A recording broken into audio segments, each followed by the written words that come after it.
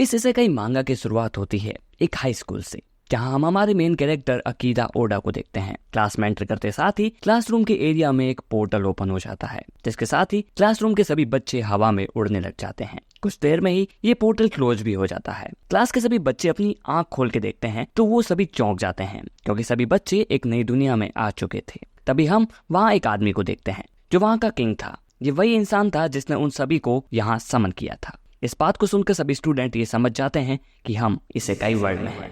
King सभी को बता देता है कि उसने उन्हें यहाँ डीमन किंग को मारने के लिए समन किया है और उनमें से ही कोई वहाँ का हीरो होगा जो उस डीमन किंग को हराएगा। इसीलिए किंग ने अपनी हेल्प के लिए उन्हें यहाँ समन किया है। अब किंग उन्हें वहाँ की पूरी जानकारी देता है। इस वर्ल्ड का नाम था मोरिका, जो कि 4 कॉन्टिनेंट्स में बटा था। इन कॉन्टिनेंट्स में human, elf, demon and beastman रहा करते हैं। किंग की कंट्री का नाम था रिटाइस, जहां ह्यूमंस रहा करते थे, लेकिन कुछ समय से यहाँ डीमंस के हमले बढ़ चुके हैं। इसीलिए किंग चाहता है कि कोई आए और डीमन किंग को हराकर वहाँ की प्रॉब्लम सॉल्व करे। यहीं यहाँ हम एक ओल्ड मैन को देखते हैं जो उन्हें बताते हैं कि तुम सब में से कोई एक ही उनका हीरो होने वाला है जो उस डीमन किंग को हराएगा, लेकिन बाकी लोगों का भी उसे हराने में पूरा साथ रहेगा। साथ ही वो ओल्ड मैन उन्हें अपने साथ एक मंत्र पढ़ने को कहता है, जिससे उन्हें अपनी एबिलिटी के बारे में मालूम लग जाएगा। अब सभी एक साथ बोलते हैं स्टेटस ओपन। इससे सभी अपनी एबिलिटीज देख पाते हैं। अब अकीरा अपनी एबिलिटीज पर नजर डालता है। उसे असैसियन टाइप की एबिलिटी मिलती है। साथ ही वो ये देखकर हैरान हो जाता है कि इसकी स्टील्थ एबिलिटी मैक्स थी। यहाँ अकीरा बाकियों की एबिलिटी भी जानना चाहता था, लेकिन every person can only watch their own ability. देखो, अकीरा अपने हाफ ऑफ द क्लासमेट्स को भी नहीं जानता है। उसके लिए उनसे उनकी एबिलिटी के बारे में पूछना और बताना दोनों ही सही नहीं था, लेकिन वो अपनी एबिलिटी का नाम जरूर बता देता है, असैसियन। अकीरा का मानना ये था कि बचपन से ही वो हाइड एंड सीक में बढ़िया था, शायद इसीलिए उसे ये एबिलिटी मिली है। अकीरा समझ जाता है जैसा हम रियल वर्ल्ड में थे, कुछ उसी प्रकार की एबिलिटी उन्हें मिली है। अब अकीरा से एक लड़का पूछता है, तुम्हें क्या लगता है हीरो कौन बनेगा? ऐसे में उन दोनों की नजर क्लास के सबसे हैंडसम लड़के सातो सुकासा पर जाती है। उसे लगता है कि ये लड़का हर चीज में बढ़िया था, तो शायद वो ही हीरो होने वाला है। लेकिन उनका फाइनल टेस्ट अभी बाकी था। वो ओल्ड मैन उन्हें एक क्रिस्टल बॉल दिखाता है। ये क्रिस्टल बॉल भी उनका स्टेटस बार दिखाता है। अकीरा को उन पर शक होने लगता है। पहले तो उन्होंने पर्सनल स्टेटस बार देखने को कहा था, अभी यहाँ वो उनके स्टेटस बार को सबके सामने पब्लिक क्यों करना चाहते हैं? तो यहाँ सभी एक एक करके अपना हाथ उस क्रिस्टल बॉल के ऊपर रखने लगते हैं। इसे देखकर अकीरा चौंक जाता है, क्योंकि उसके नंबर उन सभी की तुलना में काफी ज्यादा थे। इतना ही नहीं,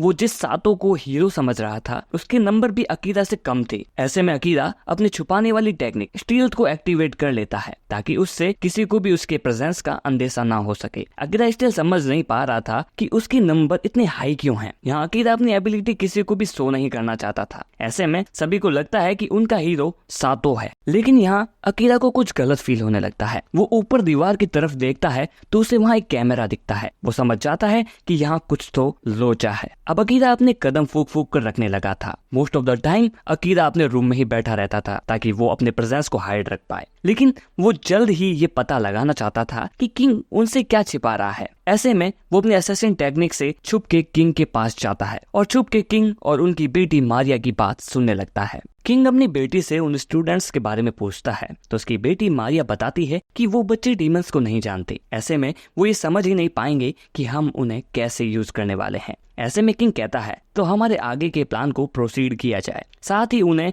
गैलरी यानी लाइब्रेरी में एंट्री ना दी जाए। अब उसकी बेटी वहां से चली जाती है, तो इसका फायदा उठाकर अकीरा किंग को खत्म करने के लिए आता है। लेकिन अभी भी अकीरा को उसके प्लान के बारे में नहीं पता चला था, इसीलिए उस दिन उसे किंग को जिंदा छोड़ना पड़ता है। लेकिन ये चीज अकीरा के लिए सबसे बड़ा रिग्रेट होने वाली थी। यहीं यहाँ हम एक लड़की को देखते हैं जो कि एक एल्फ लड़की से बचकर भाग रही होती है। ऐसे में पीछा करती हुई एल्फ उसके पैर पर तीर चला देती है, जिससे वो लड़की नीचे गिर जाती है। फिर ये हेल्प उससे पूछती है कि तुम अब तक जिंदा क्यों हो। अब अगले दिन सभी स्टूडेंट्स मिलकर खाना खा रहे होते हैं, तो यहाँ सातो सुकासा सबसे कहता है कि हम सब जानते हैं कि इस वर्ल्ड ने हमें अच्छी पावर्स दी है, लेकिन किसी भी ओपोनेंट से लड़ने से पहले हमें एक बार ट्रेनिंग कर लेनी चाहिए। ऐसे में वहाँ बैठे सभी स्टूडेंट अपने हीरो की बात मानना सही समझते हैं। अकीरा ये सोच रहा होता है कि ये लोग कुछ भी नहीं समझते। ये लोग इतना जल्दी किंग और प्रिंसेस की बातों में कैसे आ सकते हैं? इन्हें थोड़ा सा भी शक नहीं होता कि डीमंस के उनके देश में घुसने वाली बात एक झूठ भी हो सकती है। अकीरा के लिए उन बेवकूफों का साथ देने से बढ़िया यहाँ से अकेला निकल जाना ही बढ़िया था। यहीं अब सभी ट्रेनिंग ग्राउंड में आ जाते हैं। जहाँ आकर वो मिलते हैं दो नाइट कमांडर सैरन एंड जील से। सैरन काफी मजाक किया और जील काफी गुस्सैल आदमी था। अब सैरन उन सभी को बताता है कि आज से 1 महीने बाद उन्हें अंडरग्राउंड डंजन्स में भेजा जाएगा जहां वो डीमन से लड़ेंगे, इसीलिए वो उन्हें यहाँ ट्रेन करने के लिए आया है। इस पर सभी ये सवाल उठाते हैं कि क्या हम 1 महीने में सब कुछ सीख जाएंगे। ऐसे में सैरन कहता है, हमारे सिखाने के बावजूद भी तुम 1 महीने में सीख नहीं पाए तो ये तुम्हारी प्रॉब्लम है। हम नाइट्स हैं और हम हैं इस देश की लास्ट लाइन ऑफ डिफेंस। इस दौरान सैरन की नजर जाती है अकीरा पर। ऐसे में अकीरा सोचता है, नहीं, शायद उसने मेरी तरफ गलती से देख लिया होगा। मैंने अपनी स्टील टेक्निक एक्टिवेट कर रखी है, वो मुझे नहीं देख सकता। ऐसे में अकीरा वहां से जाने लगता है, लेकिन अकीरा की ये सोच गलत थी। सैरन उसके पीछे जाकर उसे रोक लेता है। उसे रोककर सैरन बताता है कि उसके पास स्पेशल आईज हैं, उससे वो छिपे बंदे देख सकता है। ऐसे में अकीरा कहता है, ठीक है, तुम चाहो वो पनिशमेंट मुझे दे सकते हो। इस पर सैरन कहता है कि पनिशमेंट को छोड़ो, तुम मुझे ये बताओ तुम कहाँ जा रहे थे। ऐसे में अकीरा सोचता है, इससे क्या ही छिपाना। वो बता देता है कि वो लाइब्रेरी जा रहा था। ऐसे में सैरन कहता है, लेकिन तुम्हारा वहाँ जाना पॉसिबल नहीं है, किंग ने तुम लोगों को वहाँ एंट्री देने से मना कर दिया है। इस पर अकीरा कहता है, वो तो वहाँ की इंफॉर्मेशन लेना चाहता है। अब यहाँ सैरन उसके स्टील टेक्निक के लेवल के बारे में पूछता है। वो बताता है कि उसका लेवल मैक्स है। इस बात से सैरन चौंक जाता है। इस पर सैरन कहता है कि मैं तुम्हें ट्रेनिंग दे सकता हूँ, तुम्हें लाइब्रेरी से कुछ भी नहीं मिलेगा। ऐसे में अकीरा समझ जाता है कि ये बंदा फ्री में तो कुछ भी नहीं देने वाला। अकीरा पूछता है कि तुम्हें क्या चाहिए, तो सैरन बताता है कि उसे सिर्फ उनकी वर्ल्ड की इंफॉर्मेशन दे दे बस। तो अकीरा इस बात को मान लेता है। अब यहाँ सैरन जील को अकीरा के बारे में बताता है। उसने अपने वर्ल्ड के बारे में उसे बताया था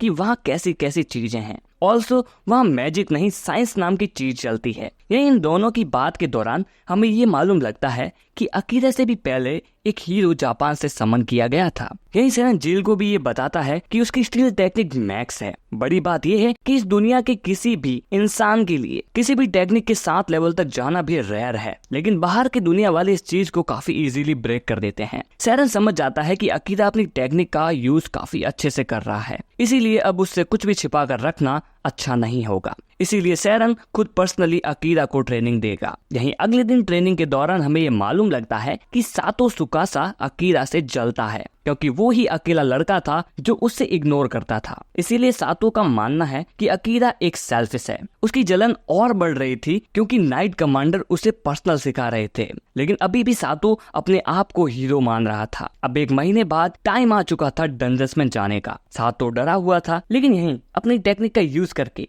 अकीरा अपने आप को छिपा लेता है। अकीरा भीड़ में एक लड़की को देखता है जिस पर उसे शक होने लगता है। ऐसे में वो उस लड़की के पास चला जाता है और उससे पूछता है कि तुम उन सभी को इतना घूर कर क्यों देख रही हो। ऐसे में वो लड़की अकीरा से कहती है, तुम्हें मालूम है कि उन लोगों ने कितना सैक्रिफाइस किया है तुम्हें यहाँ बुलाने के लिए, जिन्हें यहाँ हीरोज कहा जाता है। अकीरा उससे पूछता है इसका क्या मतलब है, तो इस पर वो लड़की कहती है, जब तुम्हें इसका आंसर मिल जाए तब तुम मेरे पास आ जाना। एंड इसी के साथ दूसरा चैप्टर यहीं एंड होता है। सो गाइस, अगर वीडियो पसंद आई हो तो वीडियो को लाइक कर देना, चैनल को सब्सक्राइब कर देना। I see you guys in the next video. Till then.